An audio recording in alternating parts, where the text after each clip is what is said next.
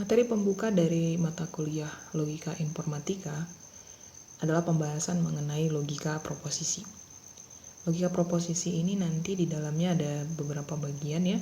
Yang mau kita bahas adalah pengenalan informal, penghubung logis, tabel kebenaran formula, penghubung logis yang lain, memanipulasi formula proposisional, negasi formula proposisional, dan yang terakhir adalah mengenai argumen.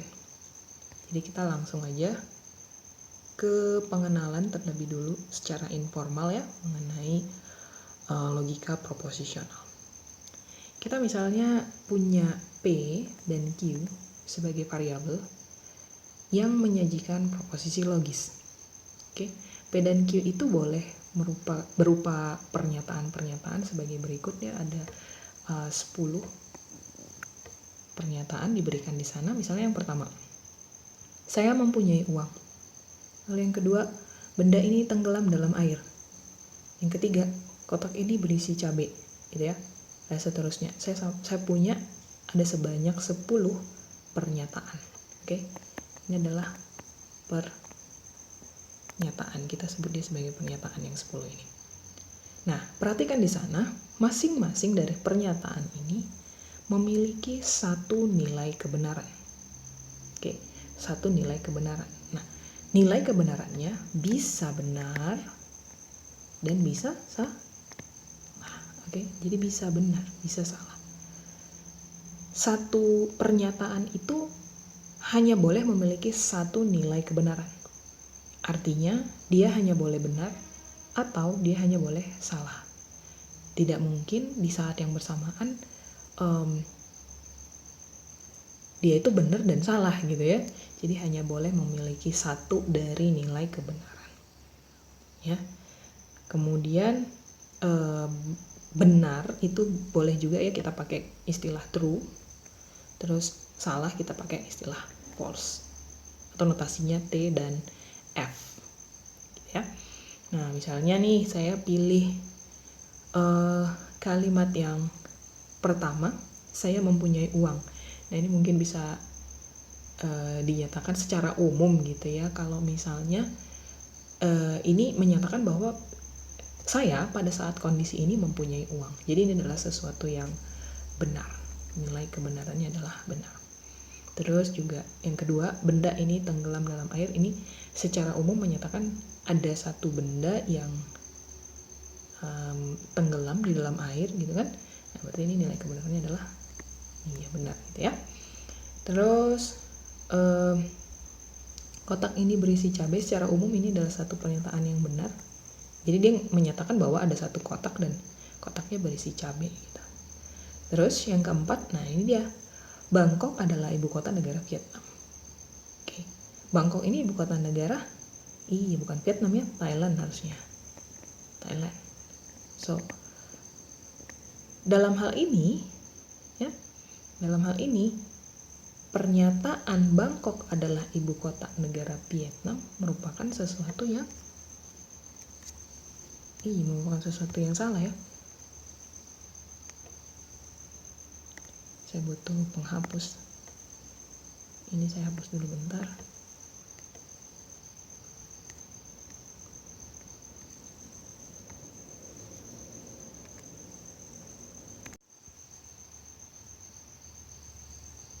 Oke, jadi Bangkok adalah ibu kota negara Vietnam. Kalimat ini adalah kalimat yang salah. Nilai kebenarannya adalah S. Gitu. Oke. Nah, terus Insinyur Soekarno adalah presiden pertama RI. Kita tahu ini adalah sesuatu yang benar, gitu kan ya. Oke, lain-lainnya ini kalian bisa periksa. Jadi saya berikan waktu untuk kalian boleh pelajari, gitu. Dan kayaknya udah langsung ketahuan lah ya, mana yang benar dan mana yang salah. Nah, kita lanjut lagi kalau gitu.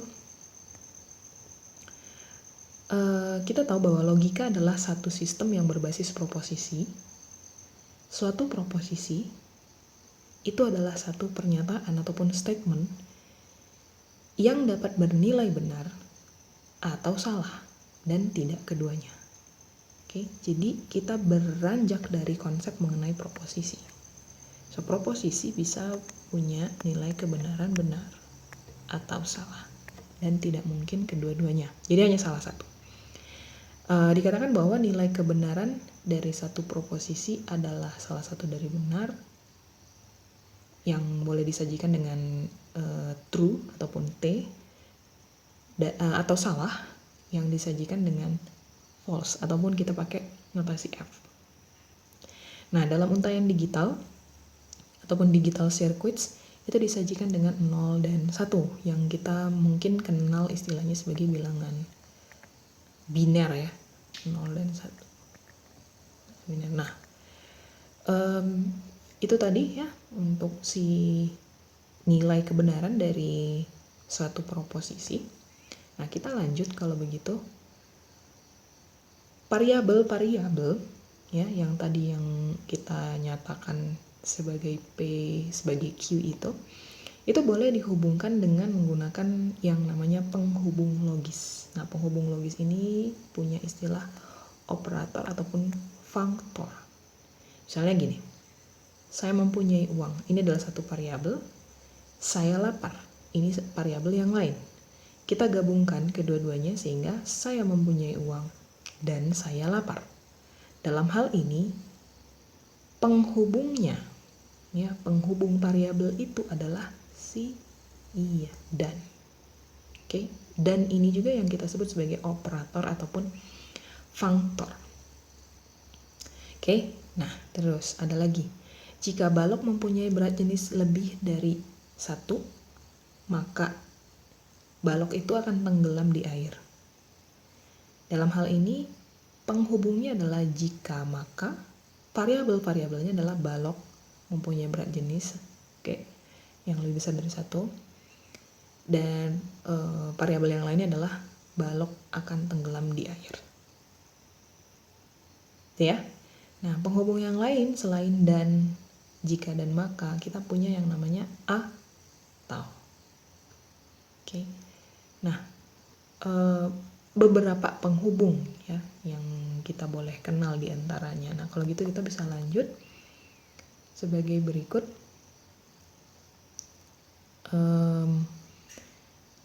Ada beberapa kalimat yang menyatakan ya, yang nomor 1 itu adalah tutuplah pintu itu, yang kedua dilarang merokok, dan yang ketiga nilai dari X terletak di antara 0 dan 1. Oke, kalimat ini yang pertama ya, tutuplah pintu itu gitu kan ya,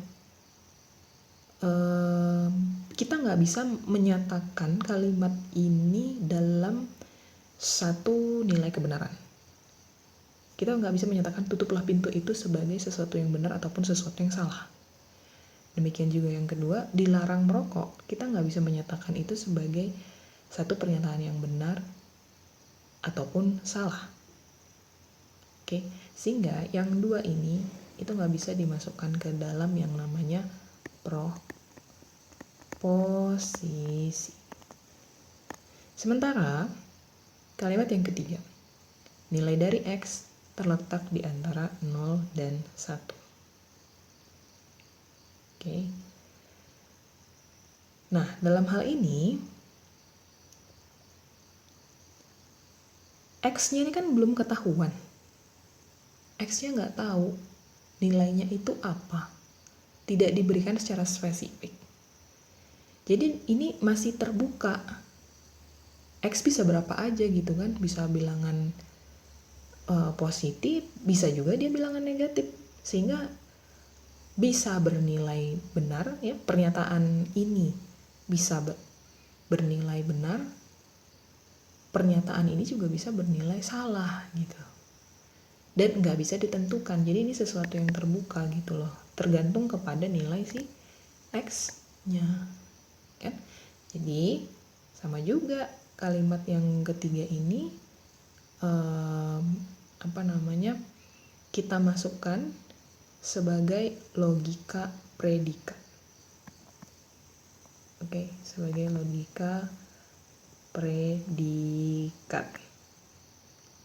Kenapa demikian? Karena nilai kebenarannya hanya bisa dinyatakan kalau kita tahu X-nya ini apa. Karena bisa benar, bisa salah. Ada nilai kebenarannya, cuman nggak bisa langsung spesifik ditentukan. Jadi itu yang menjadi alasan kalimat yang ketiga ini termasuk ke dalam logika predikat. Ya, ngebedainnya ya. Oke, next. Ini ada sedikit pertanyaan dari permainan gitu ya. Ada gamesnya sedikit nih ya. Misalnya kita punya pernyataan yang menyatakan bahwa gajah lebih besar dari tikus. Gajah lebih besar daripada tikus. Oke. Pertanyaannya adalah, apakah ini satu pernyataan? Yap, ini satu pernyataan ya. Tapi, apakah ini suatu proposisi? Ingat bahwa kalau misalnya proposisi, kita bisa memberikan nilai kebenarannya. Bolehkah kita memberikan nilai kebenaran dari pernyataan ini? Oke, bisa. So, kalau kita bisa memberikan nilai kebenaran dari pernyataan ini, maka pernyataan ini adalah suatu proposisi. Apa nilai kebenaran dari proposisi tersebut? Iya, sesuatu yang benar, karena gajah lebih besar dari tikus. Dan itu benar, berlaku. Next. 520 lebih kecil daripada 111. Apakah ini satu pernyataan?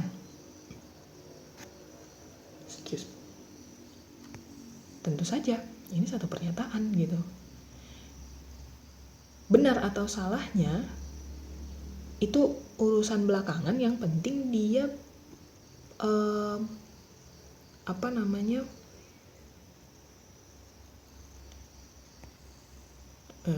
saya ralat. Benar atau salahnya itu urusan kedua gitu ya. Yang penting kalau misalnya kamu bisa nyatakan dia sebagai sesuatu yang benar, atau kamu bisa dia nyatakan sebagai sesuatu yang salah, kamu boleh berkesimpulan bahwa kalimat ini suatu proposisi. Tapi kalau kamu nggak bisa nentuin nilai kebenarannya, ya udah, langsung dia bukan menjadi suatu proposisi. Oke. Nah, tadi ada tambahannya. Kalau misalnya dia itu bisa bernilai benar, bisa bernilai salah, bisa bernilai benar, bisa bernilai salah, tapi masih terbuka, nah itu masuknya ke dalam logika predikat. Gitu ya. Jadi dia bukan ke dalam logika proposisi. So, balik lagi ya ke yang ini tadi, 520 lebih kecil dari 111, ini adalah satu proposisi tentu saja. Tapi nilai kebenarannya apa? Iya, salah ya.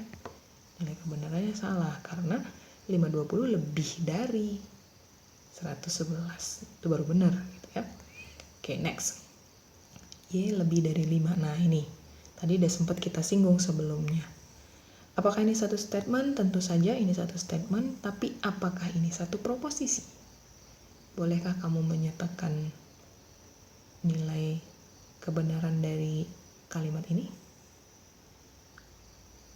Oke, ini bukan satu proposisi. Ya. Kenapa demikian? Nilai kebenaran dari kalimat Y lebih dari 5 itu tergantung pada nilai dari Y. Nah, masalahnya di sini kan nggak diberikan, tidak diberi secara spesifik yaitu apa. Oke. Dan pernyataan yang seperti demikian itu adalah fungsi proposisional ataupun yang tadi yang udah kita sebut sebelumnya sebagai kalimat terbuka. Oke. Nah, selanjutnya dikatakan di sini ada satu statement yang menyatakan bahwa hari ini Januari tanggal 28 dan 99 lebih kecil dari 5. Oke, apakah ini suatu statement? Tentu saja ini satu statement. Dan apakah ini satu proposition? Iya, satu proposition ya. Kenapa demikian? Karena kita boleh menentukan nilai kebenaran dari kalimat ini. memang dia terdiri dari dua ya, ada dua variabel di dalamnya dan ada penghubung yaitu dan. Oke. Kira-kira nilai kebenaran dari proposisi ini apa? Let's see. Hari ini 28 Januari menurut dia ya, menurut dia. Secara umum karena hari ini bukan 28 Januari, kita boleh nyatakan bahwa variabel yang satu ini bernilai salah. Oke. Terus variabel yang lainnya adalah 99 lebih kecil dari 5. Ya, ini suatu yang salah. Oke. Di sana ada konektor atau penghubung kata and. Oke, ada kata and di sana. Nah, nilai kebenaran ketika Anda menggunakan and ya, apa itu kalau salah dan salah. S dan S. Kedua-duanya salah. Kedua-duanya bernilai salah. Berarti seluruhnya ya pernyataan itu iya sesuatu yang salah. Sesuatu yang salah karena kedua-duanya salah. Oke, masih ingat ya? Disjungsi, konjungsi, implikasi, dan negasi. Oke, yang satunya termasuk ke dalam konjungsi. Oke. Next. Please do not fall asleep. Sudah beberapa menit berlalu, mungkin ada beberapa yang udah mengawang-awang pemikirannya. Dan kalau udah mengawang-awang biasanya agak bahaya. Jadi dikasih peringatan dulu. Please do not fall asleep. Oke. Pertanyaannya, apakah ini suatu pernyataan? Sudah jelas, ini bukan satu pernyataan. Ini adalah suatu permintaan, suatu himbauan juga boleh ya. Oke, ini bukan suatu pernyataan. Kalau gitu, apakah ini suatu proposisi? Sudah jelas bukan. Sebagai statement saja dia sudah gagal, sebagai pernyataan saja dia sudah gagal. Jadi kita nggak bisa terusin dia sebagai proposisi, kan? Only statements can be propositions. Hanya pernyataan yang boleh menjadi proposisi. Saya. Next. Jika gajah berwarna merah, mereka dapat sembunyi di bawah pohon perdu. Oke, kita analisis dulu. Di sana kita gunakan konektor ataupun penghubung jika maka. Implikasi ya, jika maka. Ada dua variabel di sana. Yang pertama gajah berwarna merah. Terus yang kedua adalah dapat sembunyi di bawah pohon perdu. Gajah dapat bersembunyi di bawah pohon perdu. Pada saat menentukan nilai kebenaran untuk suatu implikasi, ya, yang harus kamu perhatikan itu adalah bagian konklusi. Ingat implikasi kan gini kan, P maka Q. Ini adalah antecedent ataupun yang mengawali gitu ya, yang di depan biasanya dia. Kemudian yang di belakang ini namanya konsekuen. Nah ini biasanya yang di belakang. Oke, antecedent itu syarat, boleh juga. Konsekuen itu akibat dari. Oke, nah ketika menentukan nilai kebenaran dari suatu implikasi, kamu perhatiin di sini nih, di konsekuennya. Apabila konsekuennya bernilai benar, oke, bernilai true, apapun yang terjadi di sini, implikasinya akan bernilai true. Ya enggak? Karena kan implikasi hanya bernilai salah apabila antecedent benar dan konsekuen salah. Benar maka salah. Jadi implikasi salah, kan gitu kan. Nah, sekarang kalau konsekuennya benar, jadi apapun yang terjadi di sini ya itu akan implikasinya akan bernilai benar. So, harus hati-hati adalah pada saat konsekuen bernilai false ataupun salah. Gimana nih saya nulisnya? Oke, di sini. Harus hati-hati ketika kondisinya begini, ketika konsekuennya itu salah.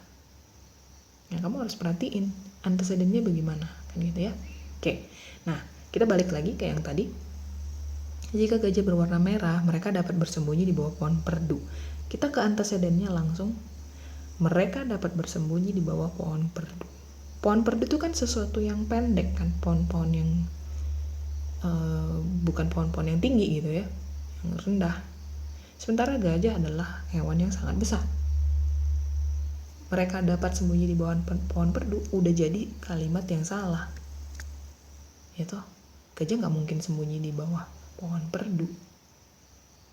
Oke, nah kita ke depan kalau gitu. Gajah berwarna merah. Jika gajah berwarna merah,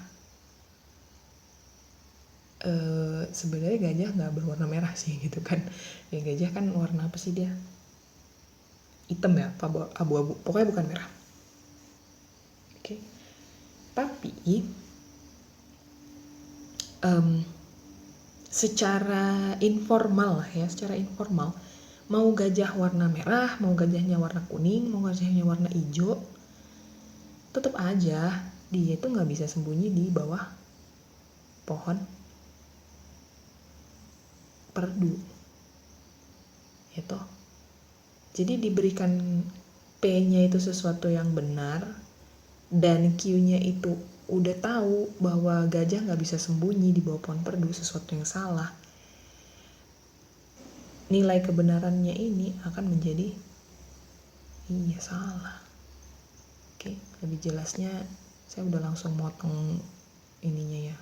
It's okay lah. So ini satu pernyataan benar, ini adalah satu proposisi juga benar.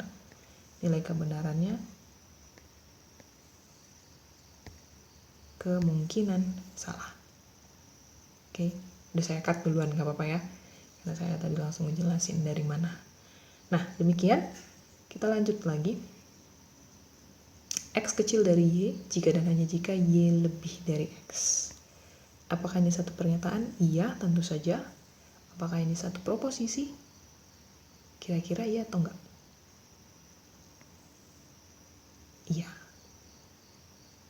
Oke, kenapa? Karena kamu punya variabel-variabel, kamu punya konektor, dan secara keseluruhan kamu bisa tentukan nilai kebenaran dari statement ini. Oke, nilai kebenarannya apa?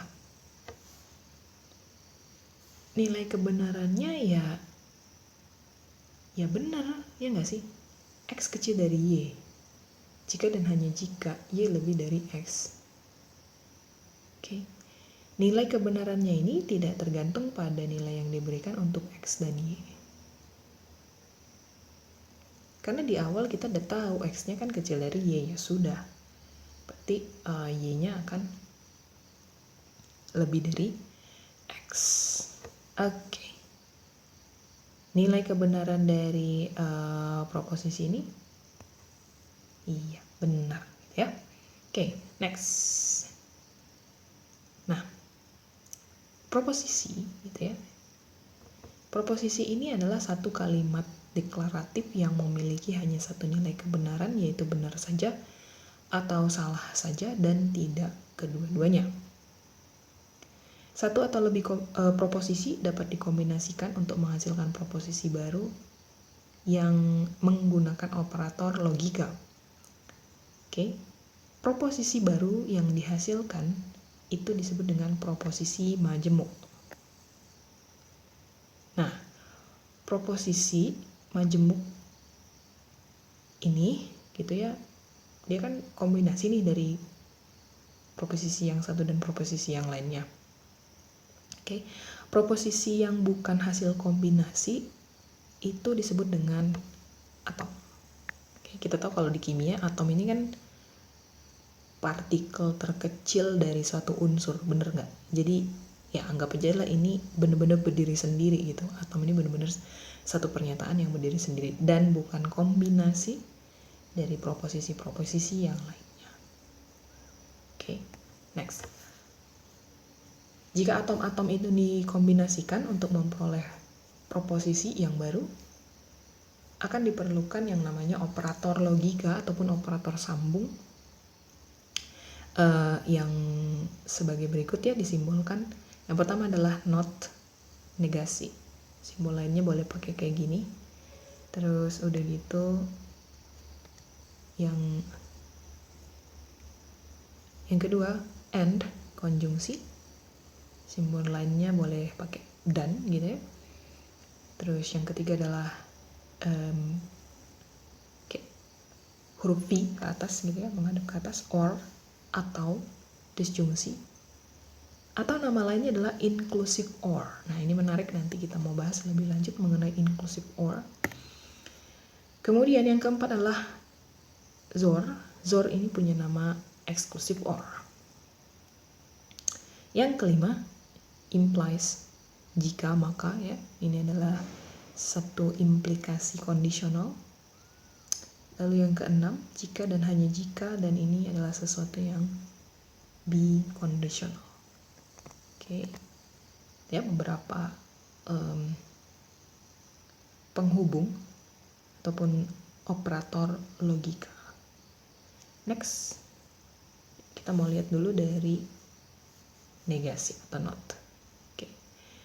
Diberikan P sebarang proposisi, pernyataan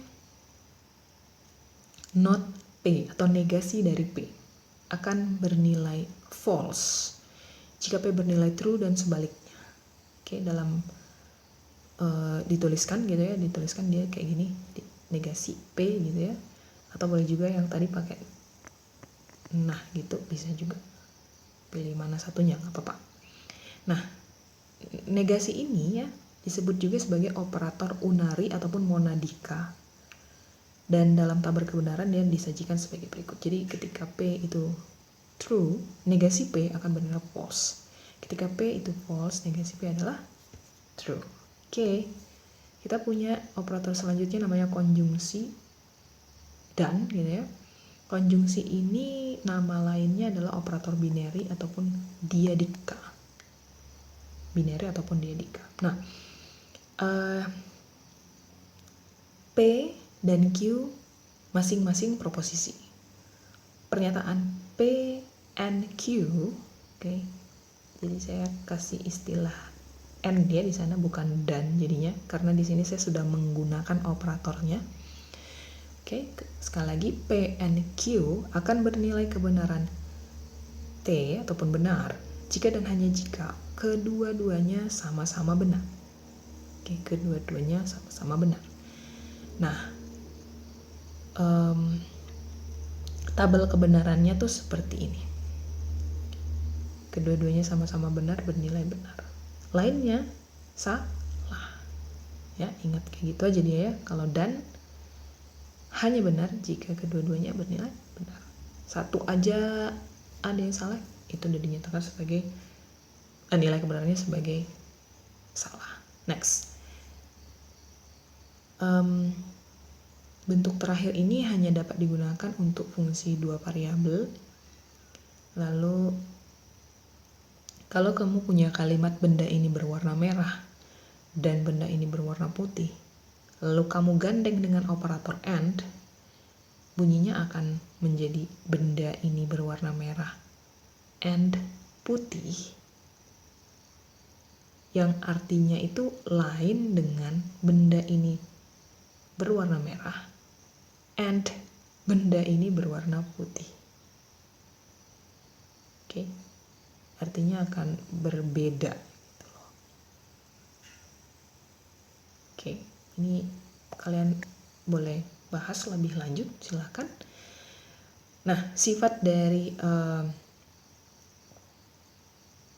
konjungsi ya, yang pertama adalah komutatif dan yang kedua adalah asosiatif. Komutatif kita tahu kita boleh bertukar variabel dan nilai kebenaran yang dihasilkan tetap ruas kiri sama dengan ruas kanan.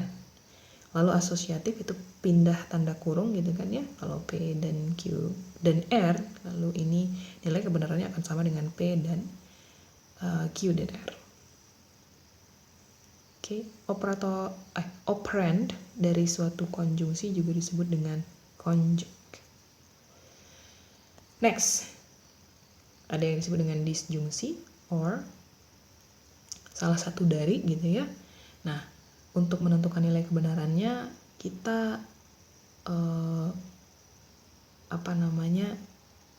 melihat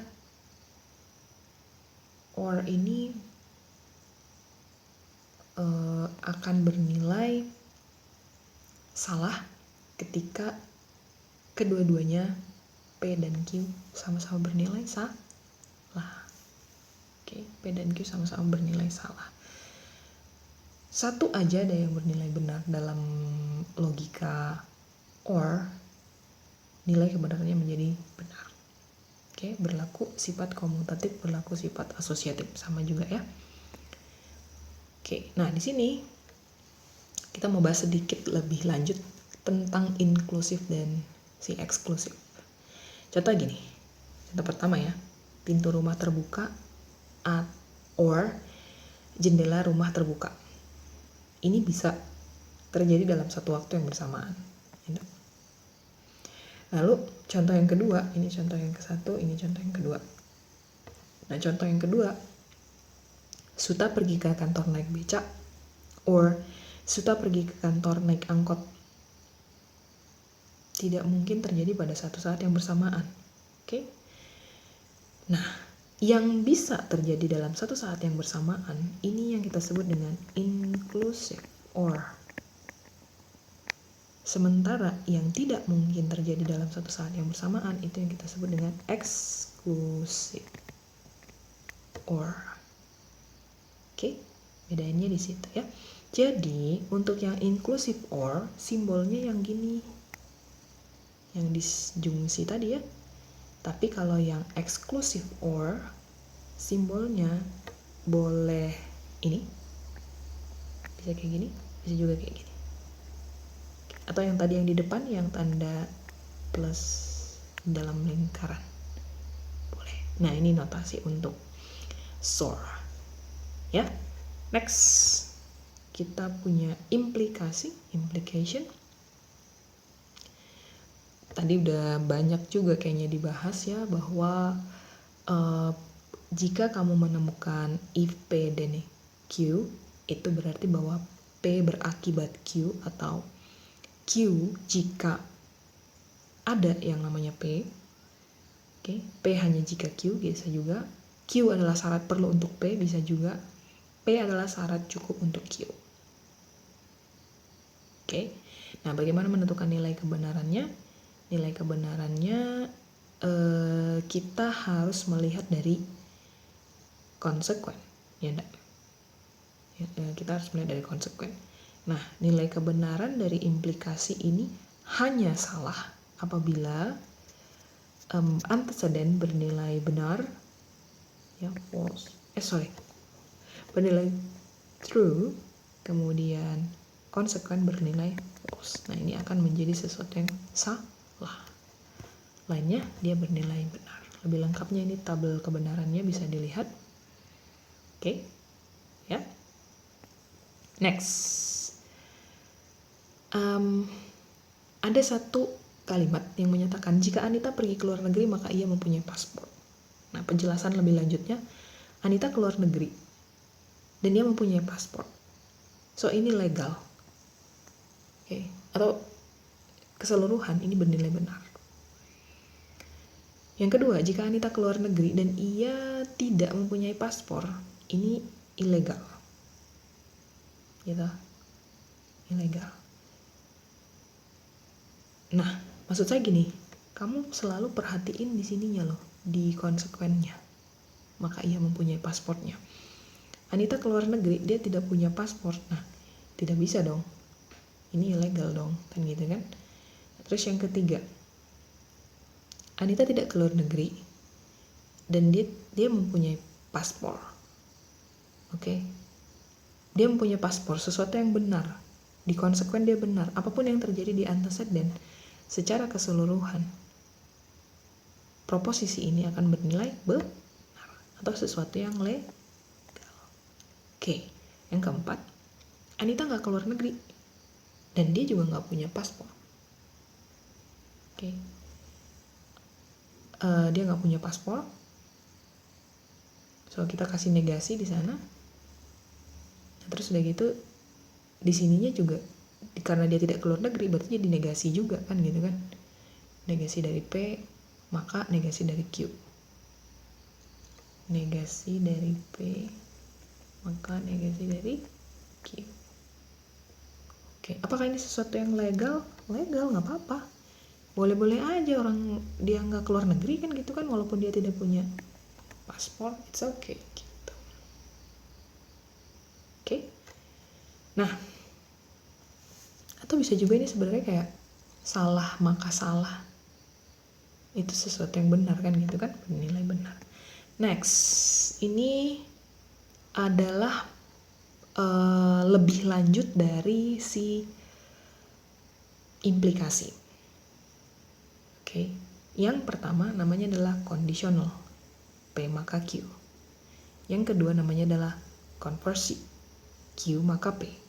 Yang ketiga namanya adalah inversi, ya, negasi P maka negasi Q. Oke. Kemudian yang keempat adalah kontrapositif, negasi Q maka negasi P. Masing-masing memiliki nilai kebenarannya. Perhatikan di sana bahwa nilai kebenaran antara konversi dengan inversi sama ya. True, true, false, true. Ini juga sama nih, true, true, false, true. Oke, bisa dibilang kedua-duanya ini adalah ekivalen.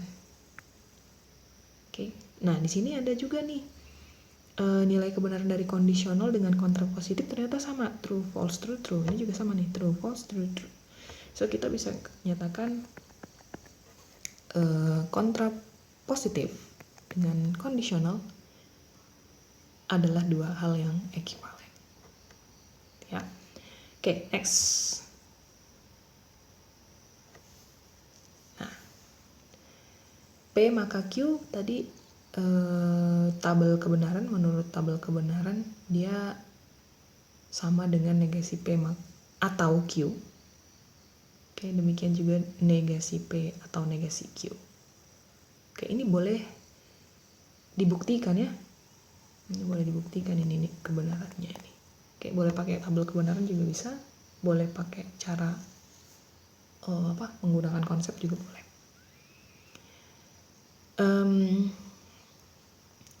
Misalnya ada X bilangan real, jika X pangkat 2 itu ganjil, kita boleh dapat kesimpulan X itu bilangan ganjil. Sebenarnya kalau dipikir-pikirin iya juga, bilangan ganjil kalau misalnya dikuadratkan pasti bilangannya hasilnya ganjil kan.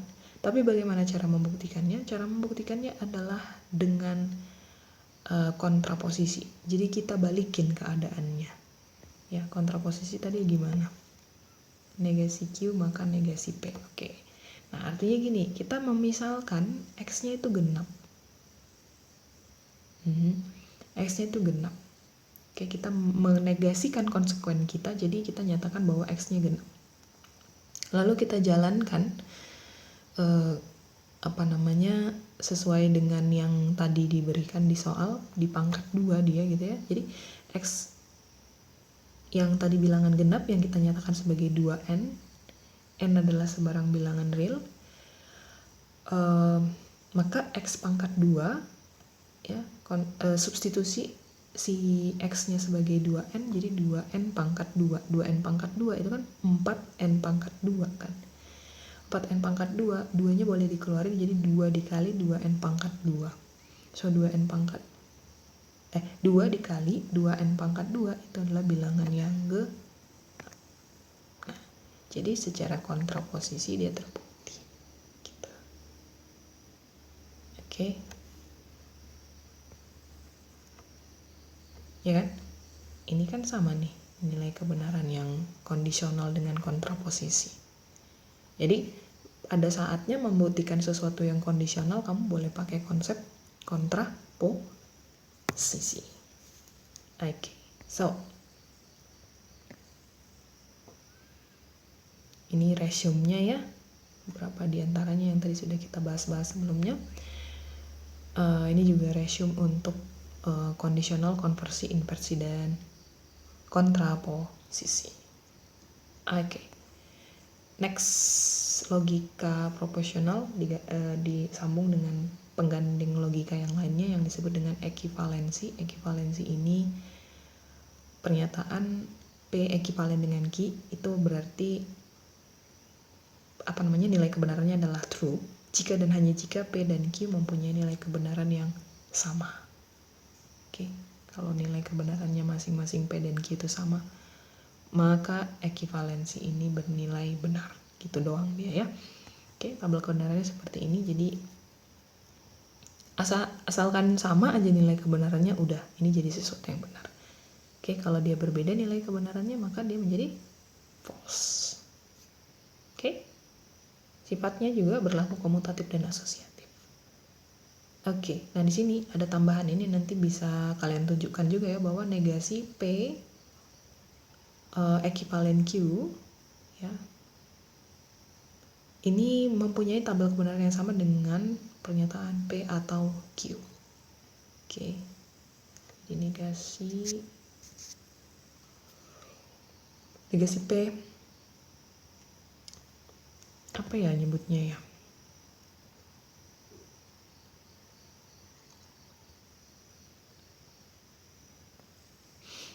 Oke, P ekivalen Q bisa juga sih. Bisa. Oke. Next. Perhatikan bahwa ini boleh dinyatakan juga sebagai pernyataan P jika dan hanya jika Q, boleh juga ya. Nah, ada juga yang menyebutnya bikondisional. Bikondisional dari P dan Q, bisa juga.